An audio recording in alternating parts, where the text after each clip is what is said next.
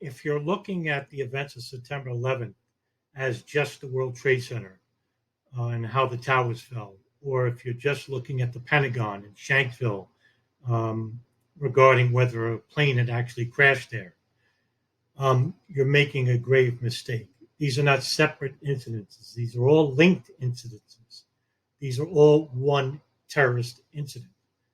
And so for people in the truth movement to cause this sectarian divide of us versus them within their own movement and force people to make a choice or a stand with somebody is pretty disingenuous.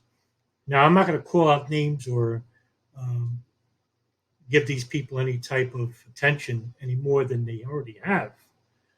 But this is a primary problem within the truth movement. And I was just talking to somebody who was on Facebook who has a site.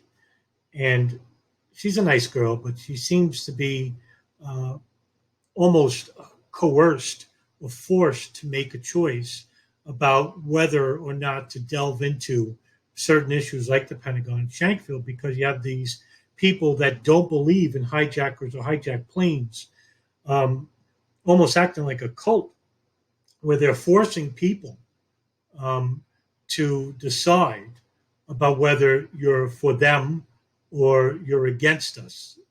Um, that's not how a truth movement should be conducted. You should be only concerned with one thing: the truth, evidence. If you're going to make a claim about, say, no plane crashing into the Pentagon, um, why don't you ask questions that would be against your position? Because that's how you know it would be right. And that's the reason why in my past two videos, I had my 16-year-old niece come into my room and I've asked her about certain conspiracies involving these issues of 9/11.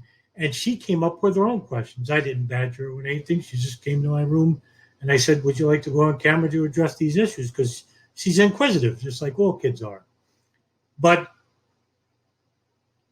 the problem here is that you, those who endorse these rabid conspiracies regarding no hijackers or no planes, just come right out and make these assertions without ever providing a reasonable explanation for them. You just believe it because you heard about it from somebody else. 9 out of 10 times when I ask these people for evidence of their claims, I get a 2 hour or 3 hour lecture on YouTube coming from like Christopher Bolin or Rebecca Roth or CIT team or Barbara Honegger. And all those people just basically make stuff up. They're not even very good at giving explanations for them. They just don't believe it. They just say, well, look, there's hardly any plane debris at the Pentagon or at Shanksville. What did you expect? These planes were fully loaded with kerosene, 18,000 pounds, going at speeds of upwards of 560 miles an hour, hitting solid surfaces. There isn't going to be much, but they did find the black boxes for Flight 93, as well as all the human remains of the passengers and crew. And for the Pentagon, they found the flight data recorder, the fuselage, and pieces of the turbofan, which was the engines themselves, inside the rings. And so the conspiracy movement will say, well, those airplane parts are not registered to 77, or they'll even go further and say, well, they were planted in broad daylight in front of thousands of investigators. And it was thousands. It was the largest investigation in Washington, D.C. history. There were hundreds of firefighters there from all towns. There were hundreds of first responders from urban search and rescue from Montgomery and Fairfax counties. There were literally hundreds and thousands of cops, firemen, National Guard all over the place conducting a search and rescue operation where they're walking over plane debris and people who were burned from jet fuel. So this division that we're seeing in the truth movement doesn't necessarily have to be, but unfortunately, these conspiracies have permeated the truth movement for 17 years. And so how do you deprogram from these conspiracy movements? Well, that's up to the individual, whether they're interested in believing something or knowing something. Because you can believe whatever you want. You could believe that a missile hit the Pentagon. Godzilla hit the Pentagon. A drone outfitted to look like a plane hit the Pentagon.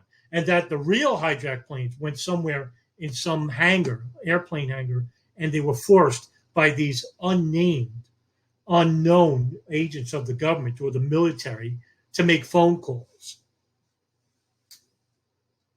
You can believe whatever you want, but knowing something is a different animal.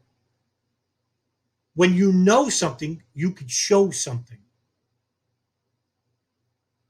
And most of these people are already disregarding the evidence that there are actually people who were there who saw the planes crash. And it's like I'm a broken record at this point, but I'm flabbergasted at the amount of people in the truth movement who pertain to these ridiculous infantile conspiracy theories that hurt the truth movement in total. It hurts actual researchers who are actually trying to get information and evidence to show that there were domestic and foreign agencies inside the United States that wanted this attack to happen.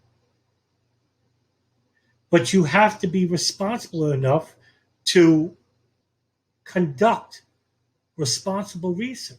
That's the key here. If you're just going to say that there were no hijackers, no hijacked planes, who are you blaming 9/11 for? Israel? Well, who were the Israeli Mossad moving companies? Who were they? Why were they inside the United States, first of all? And secondly, who were they following? In Florida, in New Jersey, in New York. The hijackers. They didn't tell the FBI. They didn't tell the State Department. The Saudis out west, the Saudi GID, the General Intelligence Directorate. Who were they funding? Who were they assisting? Two hijackers, Khalid al-Mihdhar and Nawaf al-Hazmi. But if they don't exist, there is no funding, which was coming from the bank account of Bandar bin Sultan, the U.S. Saudi ambassador and close friend to George W. Bush, George W. Bush Jr. So basically, you just absolved the CIA from monitoring the hijackers abroad, the NSA who were listening into the phone calls from the Yemen hub connected to the 9/11 attacks, the Saudis and the Israelis operatives inside the United States who were following the hijackers. You basically got rid of all these agencies. Have you thought that far? And if so, and you continue to purport these conspiracy theories, then I question your motives.